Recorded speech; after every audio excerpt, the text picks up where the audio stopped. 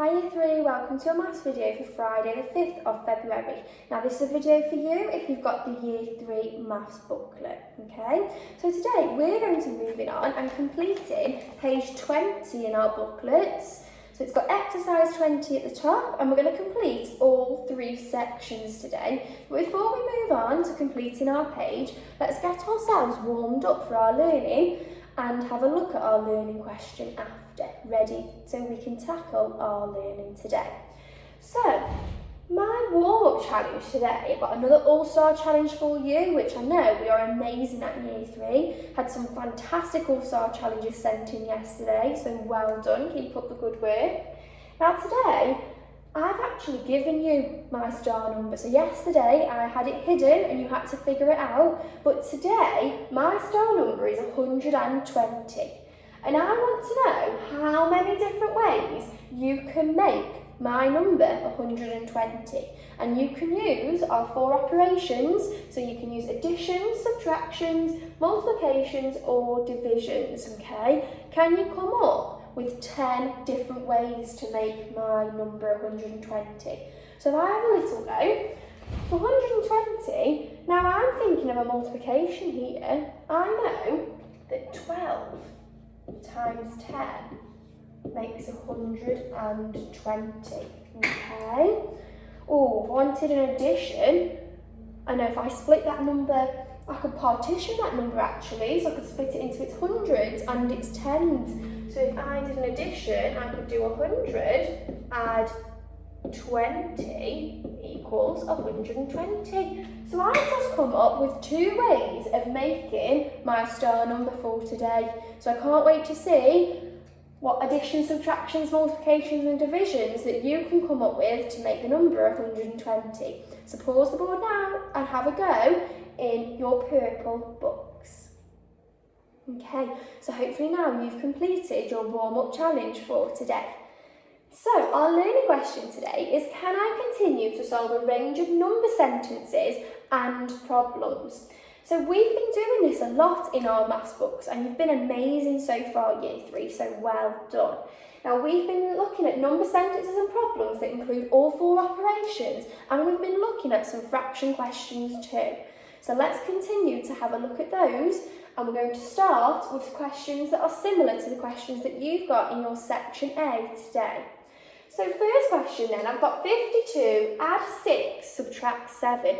Now for that type of question, I've got 2 operations in that. What have I been saying that we can do to make it easier? We can break it into, if you said parts, well done.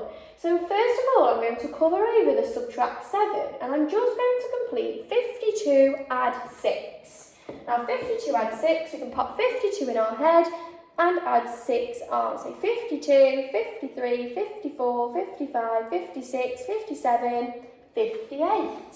So I've completed the first part. So for the second part, I just need to subtract 7 from my answer. I know lots of you will be able to see, I'm just going to focus on the ones column. 8 ones take away 7 ones is 1. And I've still got my 5 tens, so our answer is 51, okay? So when you come up with a question like this, remember you can break it into parts to make it easier and keep track of your calculation as well around your page. Or you can use your purple book for working out. Okay, so you've also got a similar question to this. Well, we've got our answer at the beginning with the equal sign, but that doesn't change anything. We still need to complete this number sentence here. And it's another missing number sentence that we were looking at yesterday. So we need to make sure we're using the numbers that we've been given to help us work out what this number here could be. So I've got something multiplied by 10 gives me the answer of 520. So I need to work out the number I started with before I multiplied it by 10. So I'm going to use the inverse operation. What is the inverse operation, the opposite operation to multiply? Oh, if you said divide, well done, okay? So I'm going to use my answer, which is 520, and I'm going to divide it by 10, okay, to find the number I began with. Okay, because we know division is the opposite of multiplication, it's the inverse operation. Now when we divide by 10, we're making our number 10 times smaller. So each digit is going to move 10 times smaller. So my 500s become 5 tens. My 2 tens will now become 2 ones.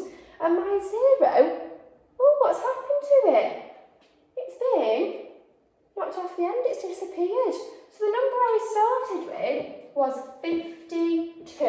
And if we check that number sentence now, 52 multiplied by 10 is 520. It's got 10 times bigger. 52's got 10 times bigger. We can see that because we've got the placeholder 0 on the end of our answer 520. Okay? Right. You've also got a similar question to this. Now this is a very big multiplication. 46 multiplied by 4. Now we're very good at our 4 times table. I had lots of you sending in your times table challenge of the day. I know Tommy Lee, you were super speedy at your 4 times table, so well done. But we don't know up to 46 times 4, we know up to 12 times 4. We could keep adding 4 on, but we'd be there all day. So this week I taught you a written method for multiplication. Can you remember what it was called? Short multiplication, that we use to multiply bit large numbers and we can't just work it out in our head. So remember, for these large multiplications to complete a short multiplication. So I'm going to put 46 first, and we are multiplying it by 4 ones. So I'm going to find the ones column. I'm going to get my ruler out. And which column do we start by multiplying? Is it the ones or the tens? Or if you said the ones, well done. So I'm going to do 4 times 6. Okay, can you count in your 4s with me? We're ready? So I know we were really good at these the other day. 4, 8, 12, 16, 20, 24. Now, remember, we can't fit 2 digits in that box, so I'm going to pop my 4 ones from 24 and carry my 2 tens to the tens column. So I've multiplied the ones, now I'm going to multiply the tens. So 4 times 4 tens. 4 times 4, we know that's 16. But I've got these 2 to add on to my 16 tens. So 16 add 2, 16, 17, 18 tens. So that's leaving my 8 tens there. Carry the 100 over because 18 tens is 180. I've got no hundreds to multiply or to add on, so I just need to pop that 100 there. Okay? So remember, for large multiplications, to use the written method of short multiplication. Right, you've also got another missing problem like this, a missing word problem. 8 millimetres times something equals 32 millimetres. So you need to have a look at this number here and this one. So if you know your 8 times table, we could count in our 8s until we get to 32 and see what we've multiplied 8 by, okay? But if you don't know your 8 times table, have a look at this number. What other times table is this number in? That could help you out. Now I'm going to count in my 8s until I get to 32. Can you count with me? Have a go. So it goes 8, 16, 24, 32. That's 4 times. So 8 times 4 millimetres. 8 millimetres times 4 gives us 32 millimetres, okay? Right, now on section A I've spotted some tricky questions, okay? So let's have a little go at these together before you complete section A. So can you get page 20 ready and your pencil, and can you find in section A question number 8, okay? So at the top there, question 8. You have got a quarter of £60, okay? Now, a quarter, we know we're splitting £60 into 4 equal groups. So we could use our 4 times table and count how many 4s go into 60, but we know up to 12 times 4, and 12 times 4 is 48. So So it might take us a while to keep counting on in our 4s until we get to 60, okay? So when I look at a quarter, I know that's a fraction, and a fraction is part of a whole. So my whole pizza, if I find in quarters, I split it into half, okay? So I've split it into half vertically, and then I split it into half again horizontally. So I'm halving it and halving it again. So what we could do with our £60, we could half it and then half it again to get our answer. So half of 60, well, that equals £30. So I've halved it once, and then I'm going to half it again. So what's half of 30? Well, half of 30 is £15. So our answer to question 8 on section A is £15. So remember, if you're finding a quarter of a number and it's not in your 4 times table, and to save you sharing out that £60 and taking a long time to share it out equally, we can halve the number and half it again to find a quarter, okay? Right, now have a look at question 9 on section A. We've got 8 times 2 times something equals 160. Now I think lots of us will be able to get this. So first of all, I'm going to work out this problem here. 8 times 2. Okay, so let's count in our 2s. Ready? 2, 4, 6, 8, 10, 12, 14, 16. That's 8 lots of 2, 16. Okay, so I'm going to keep track of my answer. But then, what do I multiply by 16 to get 160? Okay, now if I look at those two numbers, I've got 16 and 160. What do you notice? Ooh, 160 is 10 times bigger, isn't it, than 16? So we've multiplied by 10. Because 16 times 10 is 160, because 160 is 10 times bigger than 16. So what I'd like you to do now is to pause the video and complete the whole of section A. And once you've completed section A, press play on the video again and we'll have a look at our intergear and tough challenge questions. Okay. So hopefully you've just completed section A, and we're going to have a look at some similar questions to the questions that you've got on your intergears section. So I've got the question here. What number is 62 more than 5? Right, I'm going to get my pen out to underline keywords. So what number is 62? There we go, 62, more than 5. So it's asking me to do 62 add 5, because we're finding a number that's 62 more than, okay? Now you could do 5 add 62, but we'll be counting on for a while there. So I've put the biggest number first, 62 add 5. So I'm just going to concentrate on the ones. I know 2 ones add 5 ones is 7 ones, so the answer would be 67. Okay, and you can always check that by counting on. So 62, 63, 64, 65, 66, 67.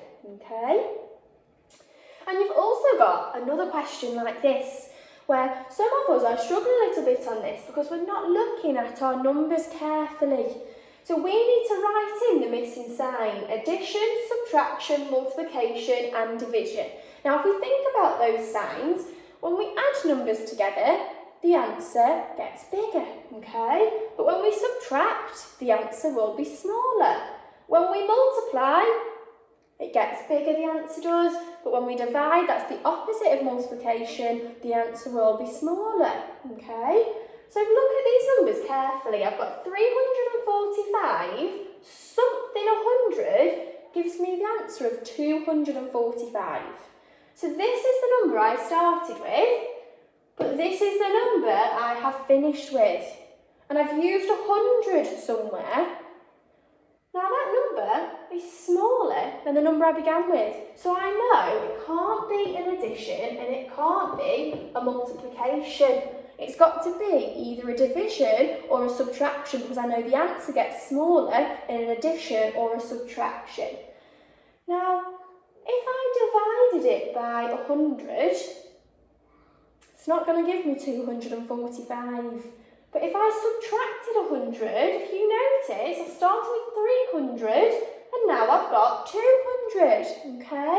So it must be a subtraction. So look really carefully on that question at the numbers you have been given, okay? Right, moving on then to our tough challenge section for today. You've got a very similar question to this, where it's asking us to work out the perimeter, and I'm going to talk to you about what perimeter is in a minute. So a square has a side of 5 metres.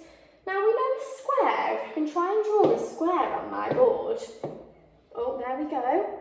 A square has 4 equal sides. Now what I mean by equal is it's told me that one of the sides is 5 metres. That's really important, okay? 5 metres.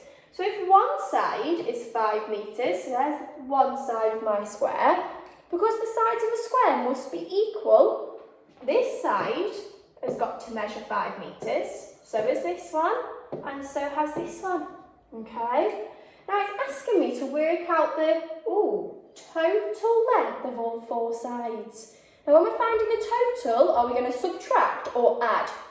Or if you said add, well done year 3. So the total length of all 4 sides, that means I'm going to add all 4 sides together, okay?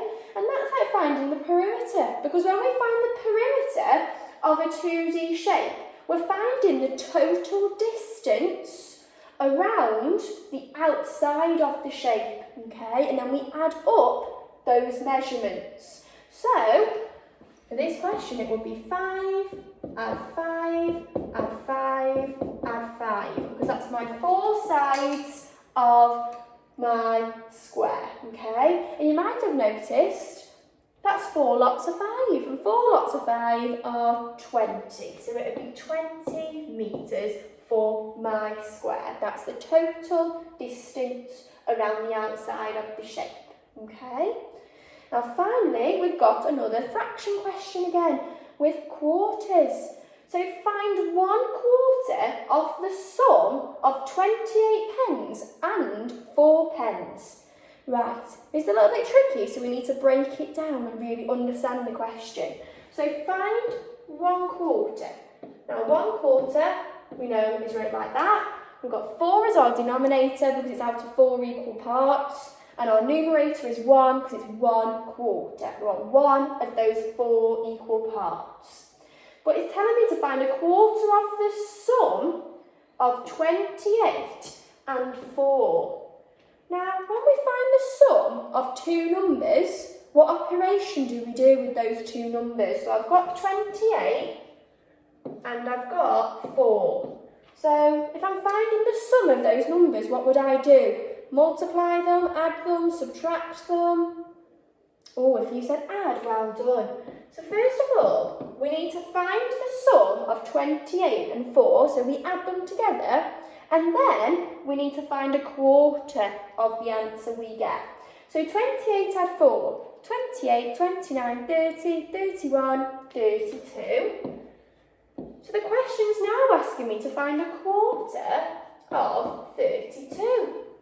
And we know to find 1/4, we're splitting our number into 4 equal parts, so we can count it how many 4s go into 32. Can you count your 4 times table with me? 4, 8, 12, 16, 20, 24, 28, 32. That's 8. So 1/4 of that sum is 8. Now remember, if you're struggling to count in your 4s, our fraction is part of the whole, so you can always split it into quarters and share out your 32. Or, like earlier, you could halve the number and halve it again, okay? So good luck on your work today, Year 3. I can't wait to see what you get up to and if you can complete my warm-up challenge as well. So good luck and I'll see you soon.